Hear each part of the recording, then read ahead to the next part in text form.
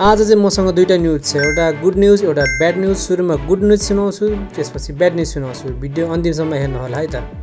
पहिलो खुसीको कुरा भनेको चाहिँ अब ब्ल्याक फ्राइडे आउँदैछ, त्यसमा चाहिँ मलाई अब सबै सामानहरूमा चाहिँ डिस्काउन्ट हुन्छ। त्यसमा डिस्काउन्ट पायो भने चाहिँ राम्रै डिस्काउन्ट हुन्छ र यहाँको मान्छेहरूले पनि मेरो भिडियो हेरेर यहाँको लोकल मान्छेले हेल्प गर्छु, कता सस्तो पाउँछ मोबाइलहरू भनेछ, त्यही हो।